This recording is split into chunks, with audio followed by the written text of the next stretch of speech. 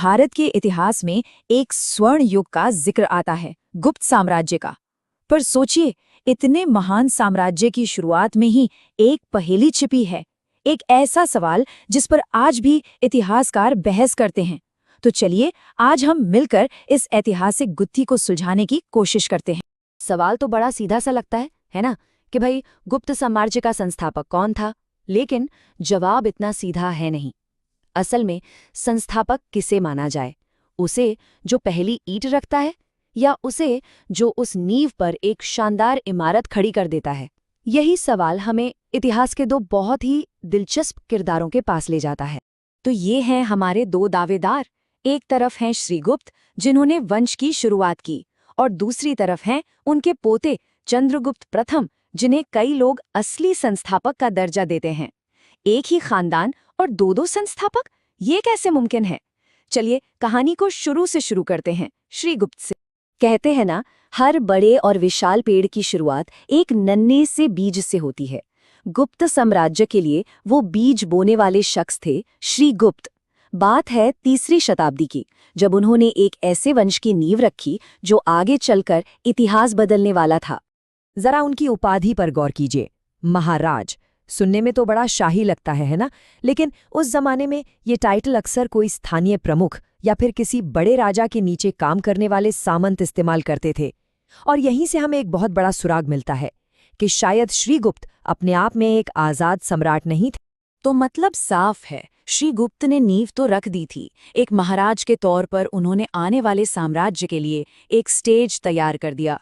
पर उनकी कहानी का एक और बड़ा ही मजेदार पहलू है, और इसकी जानकारी हमें मिलती है एक बिल्कुल ही अलग जगह से, एक चीनी यात्री के दस्तावेजों से।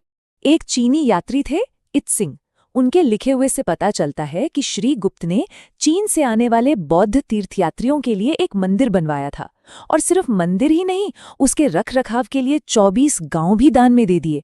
अब सोचिए, ये बात उनके छोटे ओहदे के बावजूद उनके असर और उनकी दूर की सोच को दिखाती है। नींव तो उन्होंने रख दी थी, पर असली साम्राज्य का बनना वो अभी बाकी था। इस वंश के जो पहले 2 राजा थे, वो थे श्रीगुप्त और उनके बेटे घटोत्कच। लेकिन यहाँ एक बात ध्यान देने वाली है, ये लोग अभी तक सम्राट नहीं थे, मतलब एम्परर नहीं बने थे। उस समय ना गुप्त शासक एक टाइटल यूज करते थे, महाराज। अब महाराज का मतलब ये था कि वो एक छोटे इलाके के राजा तो थे, लेकिन आजाद नहीं थे। वो उस वक्त की एक बड़ी पावर कुषाण एम्पायर के अंडर काम करते थे। तो अब कहानी में एंट्री होती है श्रीगुप्त के पोते चंद्रगुप्त प्रथम की, और ये वो शख्स थे जिन्होंने सब कुछ बदल दिया। अगर श्रीगुप्त ने बीज बोया था, तो चंद्रगुप्त प्रथम वो ताकत थे जिसने उस बीज को एक बहुत बड़े विशाल साम्राज्य के पेड़ में तब्दील कर दिया। इनके आने से खेल ही पलट गया। ये थे चंद्रगुप्त प्रथम। अब देखिए, इंटरेस्टिंग बात यह है कि वो लाइन में 3रे नंबर पर थे, लेकिन गुप्त एम्पायर का असली फाउंडर उन्हीं को माना जाता है। पर ऐसा क्यों? इसका जवाब छिपा है एक टाइटल में। उन्होंने महाराज का टाइटल छोड़ दिया और एक नया, बहुत पावरफुल टाइटल अपनाया, महाराजाधिराज। इसका मतलब था राजाओं का राजा। अरे, ये सिर्फ नाम बदलना नहीं था, ये तो आजादी का खुला ऐलान था। और ये जो बड़ा बदलाव था ना, ये ऑफिशियली हुआ साल 320 ईस्वी में। यही वो साल है जब चंद्रगुप्त प्रथम गद्दी पर बैठे, और यहीं से ऑफिशियली गुप्त युग यानी गुप्ता एरा की शुरुआत मानी जाती है। तो सवाल ये है कि एक छोटा सा राज्य एक विशाल साम्राज्य में बदल कैसे गया? आपको जान के हैरानी होगी कि इस पूरे खेल का राज एक शादी में छुपा है। ये कोई मामूली शादी नहीं थी, ये एक मास्टर स्ट्रोक था।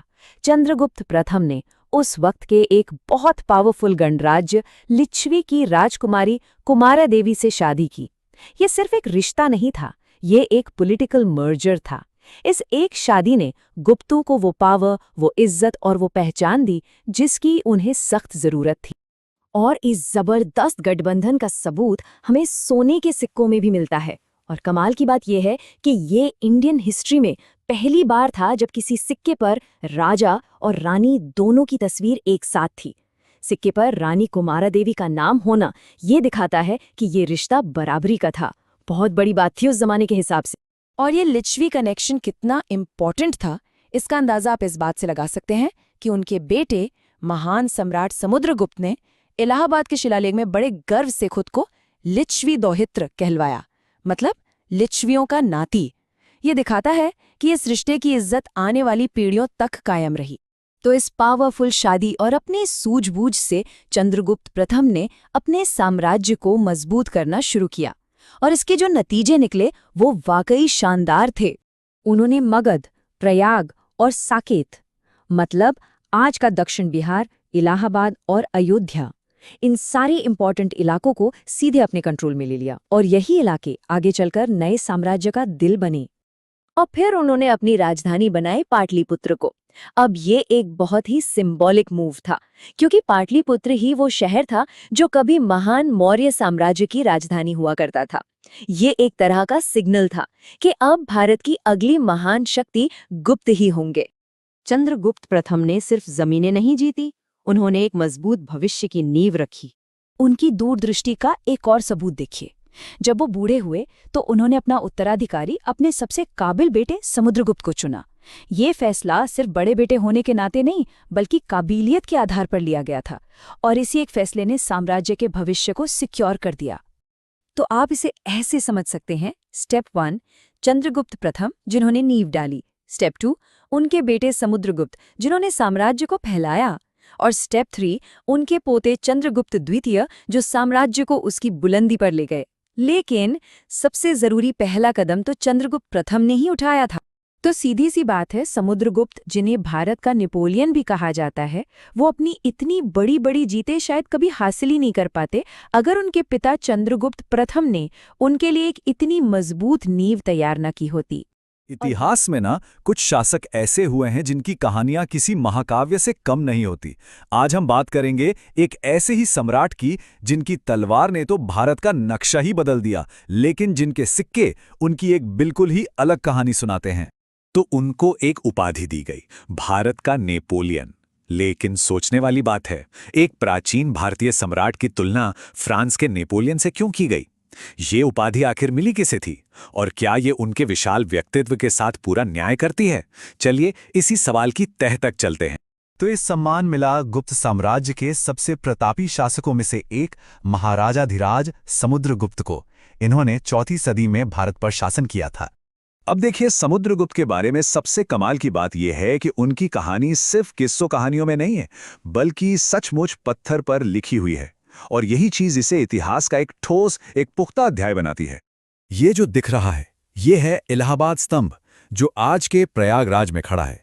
ये स्तंभ हमारे लिए एक टाइम मशीन की तरह है, क्योंकि इस पर जो अभिलेख खुदा हुआ है वो समुद्रगुप्त के दौर का सबसे प्रामाणिक और डिटेल दस्तावेज है। इस अभिलेख को कहते हैं प्रयाग प्रशस्ति। अब प्रशस्ति का मतलब ही होता है प्रशंसा में लिखा गया लेख। और इसे लिखा किसने था? समुद्रगुप्त के ही दरबारी कवि और मंत्री हरिशेन ने।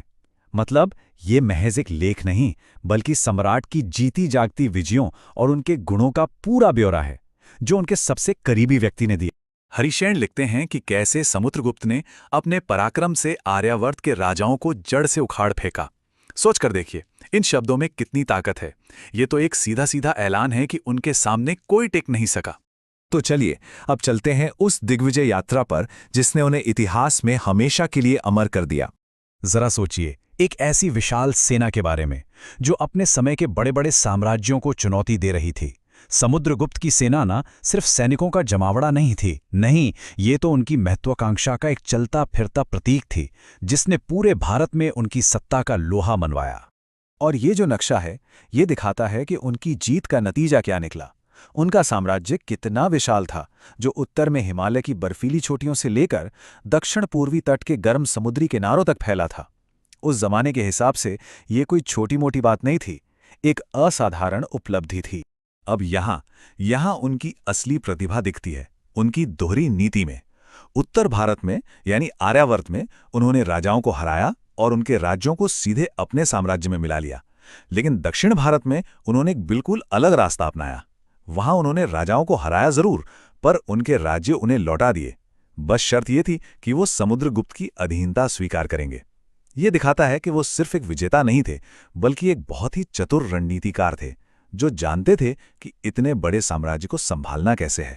लेकिन अगर कोई ये सोच रहा है कि समुद्रगुप्त की कहानी बस यहीं युद्ध और जीत पर खत्म हो जाती है तो वो बिल्कुल गलत है। उनकी शख्सियत का एक और पहलू था जो तलवार की धार से एकदम अलग और उतना ही कमाल का था। और इसका सबसे शानदार सबूत ये सिक्के हैं। एक तरफ देखिए वो वीणा बजाते हुए एक कलाकार के रूप में नजर आ रहे हैं, और दूसरी तरफ अश्वमेध यज्ञ करते हुए एक चक्रवर्ती सम्राट जो अपनी सर्वोच्च सत्ता का ऐलान कर रहा है। एक ही इंसान के दो ऐसे अलग अलग रूप, अद्भुत। तो अब तस्वीर पूरी तरह साफ हो रही है ना। समुद्रगुप्त एक तरफ तो एक जबरदस्त योद्धा थे, तो दूसरी तरफ एक मंझे हुए कवि, एक बेहतरीन संगीतकार और कला के बहुत बड़े संरक्षक भी थे। उनका दरबार सिर्फ सेनापतियों से नहीं बल्कि कवियों और कलाकारों से भी गुलजार रहता था। समुद्रगुप्त ने सिर्फ लड़ाइयां ही नहीं जीती, नहीं, उन्होंने एक ऐसे शानदार दौर की नींव रखी जिसे भारत के इतिहास में आज भी बहुत सम्मान के साथ याद किया जाता है। जी हां, उन्हीं के शासनकाल को भारत के स्वर्ण युग या गोल्डन एज ऑफ इंडिया की शुरुआत माना जाता है। ये वो दौर था जब सिर्फ साम्राज्य ही नहीं बढ़ा बल्कि कला, विज्ञान, साहित्य और संस्कृति सब कुछ अपने शिखर पर पहुंचा। तो उनके शासन की पहचान क्या थी? पहली चीज, एक विशाल, एक मुत्तहिद साम्राज्य। फिर कला और संस्कृति को जबरदस्त संरक्षण। उन्होंने अश्वमेध यज्ञ भी किया जो उस वक्त संप्रभुता का सबसे बड़ा ऐलान होता था। और हां, एक और बहुत दिलचस्प बात, खुद विष्णु के भक्त थे लेकिन दूसरे धर्मों का भी पूरा सम्मान करते थे। इसका सबसे बड़ा सबूत, उन्होंने श्रीलंका के बौद्ध राजा को बोधगया में एक मठ बनाने की इजाजत दी। ये उस दौर में बहुत बड़ी बात थी। तो उन्होंने एक इतनी मजबूत नींव तैयार कर दी कि उनके बेटे और उत्तराधिकारी महान चंद्रगुप्त द्वितीय, जिन्हें हम विक्रमादित्य के नाम से भी जानते हैं, उन्होंने गुप्त साम्राज्य को और भी बुलंदियों पर पहुंचाया। आज बात करते हैं भारत के एक ऐसे सम्राट की जिनका नाम सुनते ही जहन में स्वर्ण युग की तस्वीर बन जाती है। हाँ, हम बात कर रहे हैं चंद्रगुप्त द्वितीय की। मगर एक सवाल है, क्या हम असल में उस सम्राट को जानते हैं या फिर हम सिर्फ उस किंवदंती को जानते हैं जो विक्रमादित्य के नाम से मशहूर है? चलिए आज इसी पहेली को सुलझाने की कोशिश करते हैं और सच को मिथक से अलग करते हैं। तो आज का हमारा सफर कैसा रहेगा? सबसे पहले देखेंगे कि उन्हें विरासत में कितना बड़ा साम्राज्य मिला। फिर जानेंगे उनकी जीत और चालाक संधियों के बारे में। इसके बाद हम उस स्वर्ण युग की कहानी में गोता लगाएंगे। फिर आएगा विक्रमादित्य का वो दिलचस्प पैराडॉक्स, और आखिर में हम बात करेंगे उनकी उस विरासत की जो आज भी लोहे की तरह मजबूत है। तो चलिए शुरू करते हैं। देखिए, सबसे पहली बात जो समझनी जरूरी है वो ये कि चंद्रगुप्त द्वितीय ने सब कुछ खुद से शुरू नहीं किया था। नहीं, उन्हें तो विरासत में ही एक सुपर पावर मिली थी। तो उनका दौर शुरू होता है करीब 375 सीई में, और ये कोई छोटा मोटा राज नहीं था, पूरे 40 साल। सोचिए कितना लंबा वक्त। इसी दौरान उन्होंने अपना सबसे बड़ा मिशन पूरा किया, शक राजाओं को हराना, जो करीब 409 सीई तक चला, और फिर 415 सी के आसपास उनके इस शानदार राज का अंत हुआ। और ये विरासत उन्हें मिली किससे? महान सम्राट समुद्रगुप्त से। जी हाँ, वही समुद्रगुप्त जिन्होंने पूरे उत्तर भारत को एक झंडे के नीचे ला दिया था। तो जरा सोचिए, चंद्रगुप्त को मिला क्या था? एक जबरदस्त सेना, एक स्टेबल पॉलिटिकल सिस्टम और ऊपर से देवगुप्त और देवराज जैसे भारी भरकम टाइटल। तो विरासत तो मिल गई, लेकिन असली कहानी तो ये है कि चंद्रगुप्त द्वितीय ने इस विरासत का किया क्या। उन्होंने इसे सिर्फ संभाला नहीं बल्कि अपनी जबरदस्त मिलिट्री पावर और उससे भी ज्यादा चतुर डिप्लोमेसी से कहीं आगे पहुंचा दिया। और उनके रास्ते का सबसे बड़ा कांटा कौन था? वो थे पश्चिमी शक। ये सदियों से जमे हुए थे और इनका कंट्रोल था पश्चिमी भारत के उन सारे समुद्री रास्तों पर जहां से पैसा आता था। मतलब गुप्त साम्राज्य की तरक्की के बीच में ये एक बहुत बड़ी दीवार थे। अब यहाँ आता है उनका मास्टर स्ट्रोक। उनकी स्ट्रैटेजी कमाल की थी, दो तरफा। स्टेप 1, उन्होंने अपनी बेटी प्रभावती गुप्त की शादी वाकाटक राजा से करवा दी। इससे क्या हुआ? पूरा सेंट्रल इंडिया मतलब दक्षिणी बॉर्डर एकदम सिक्योर हो गया। अब टेंशन नहीं। स्टेप 2, अब जब एक तरफ से फांसी हो गए तो उन्होंने अपनी पूरी ताकत झोंक दी शकों के खिलाफ। ये एक लंबा युद्ध था। स्टेप 3, जीत के बाद गुजरात और मालवा जैसे अहम इलाके अब गुप्त साम्राज्य का हिस्सा थे। और स्टेप 4, जो सबसे जरूरी था, रोमन एम्पायर के साथ सीधा समुद्री व्यापार का रास्ता खुल गया। यहीं से तो असली दौलत आनी थी। और इसी जबरदस्त जीत को हमेशा के लिए इतिहास में दर्ज करने के लिए उन्होंने एक टाइटल लिया, शकारी। इसका मतलब था शकों का दुश्मन। ये टाइटल एक तरह से उनके मिलिट्री करियर का सबसे बड़ा मेडल बन गया। भारतीय इतिहास में जब भी स्वर्ण युग की बात होती है तो एक नाम, एक साम्राज्य सबसे पहले जहन में आता है, गुप्त साम्राज्य। पर सोचने वाली बात यह है कि क्या ये उपाधि उन्हें सिर्फ उनकी बड़ी बड़ी जीतों और फैले हुए साम्राज्य की वजह से मिली, या वजह कुछ और थी, कुछ ज्यादा गहरी। चलिए आज इसी बात की पड़ताल करते हैं। तो यहीं से हमारा सबसे बड़ा सवाल शुरू होता है, किसी भी दौर को स्वर्णयुग या गोल्डन एज कहने का असली मतलब क्या है? क्या ये सिर्फ राजाओं और उनकी जीतों की कहानी है, या फिर इसका लेना देना पूरे समाज की तरक्की से है? आइए पहले इस शब्द के मायने को ही समझते हैं। तो देखिए, एक स्वर्ण युग का मतलब है एक ऐसा दौर जहां पॉलिटिकल स्टेबिलिटी हो, शांति हो, और उस शांति की नींव पर कला, विज्ञान और साहित्य नई बुलंदियों को छू रहे हों। ये सिर्फ जंग जीतने की कहानी नहीं, बल्कि ज्ञान और संस्कृति के खिलने की कहानी है। और इसी पैमाने पर अब हम गुप्त काल को परखेंगे। देखिए, कोई भी बड़ी सांस्कृतिक उपलब्धि हवा में नहीं होती, उसके पीछे एक मजबूत राजनीतिक नींव का होना बहुत जरूरी है। और गुप्त काल में ये नींव रखी थी उसके बहुत ही काबिल और शक्तिशाली शासकों ने। चलिए एक नजर डालते हैं कि इस महान साम्राज्य की शुरुआत हुई कैसे। तो देखिए, कहानी शुरू होती है श्रीगुप्त से, जिन्होंने इस राजवंश की नींव रखी। लेकिन असली उड़ान दी चंद्रगुप्त प्रथम ने, जिन्होंने इसे एक साम्राज्य का आकार दिया। और फिर तो एक के बाद एक ऐसे जबरदस्त शासक आए, समुद्रगुप्त, चंद्रगुप्त द्वितीय, जिन्होंने न सिर्फ साम्राज्य को फैलाया बल्कि उससे भी ज्यादा जरूरी चीज दी, और वो थी शांति और स्थिरता, दशकों की स्थिरता। और यही वो बुनियाद थी जिस पर उस शानदार स्वर्ण युग की इमारत खड़ी हुई। और होता क्या है कि जब किसी समाज में शांति और पैसा होता है तो उसकी जो क्रिएटिव एनर्जी है वो कला और साहित्य बनकर बाहर निकलती है। गुप्त काल इसका सबसे बड़ा सबूत है। ये वो दौर था जब भारत में मानो रचनात्मकता का एक ज्वालामुखी फट पड़ा था। और जब हम गुप्त काल के साहित्य की बात करते हैं ना, तो एक नाम है जो सबसे ऊपर चमकता है, महाकवि कालिदास। उनकी रचनाओं का कद इतना बड़ा है कि उनकी तुलना अक्सर दुनिया के महानतम लेखक शेक्सपियर से की जाती है। और कमाल की बात यह है कि उनकी लिखी बातें आज भी लोगों को इंस्पायर करती हैं। लेकिन रुकिए, कहानी सिर्फ कालिदास पर खत्म नहीं होती। वो तो बस एक चमकता सितारा थे, पर ये पूरा आसमान ही सितारों से भरा था।